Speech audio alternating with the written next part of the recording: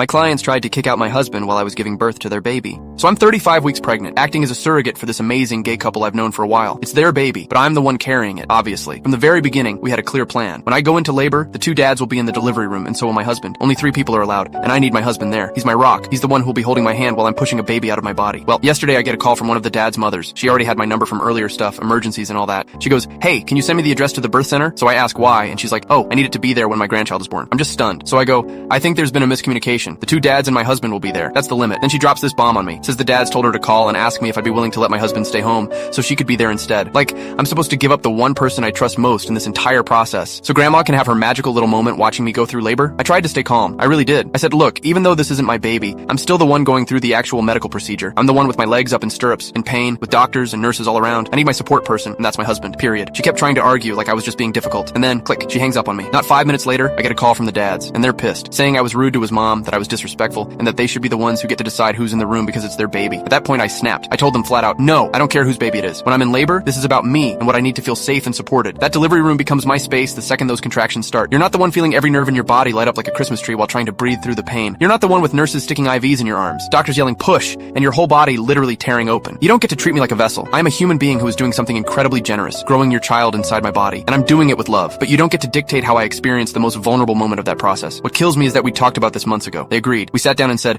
when it comes to labor and delivery, I have the final say. Not because I want to be a diva, but because it's my body, my safety, my mental state. We even wrote it into the agreement that I get to decide who's in the room so I can have a smooth birth. And now, with just a few weeks to go, they want to throw that all out for what? So their mom can sit in a chair and watch me push and scream and cry through the most intense moment of my life? No, absolutely fucking not. And let's get one thing straight. This baby is biologically mine too. We used my egg. We made that choice together because it was the easiest option for our situation. So don't talk to me like I'm just the hired help with no say. I'm doing this because I care, because I believe in what we're building together. But if you start treating me like I'm disposable, like I don't matter once you get your baby, then we have a much bigger problem. You don't push out a child without support. You don't go through hours of pain, blood, screaming, and exhaustion without someone there who's completely unquestionably for you. And for me, that person is my husband. And if anyone's getting kicked out of that room, it's not going to be him.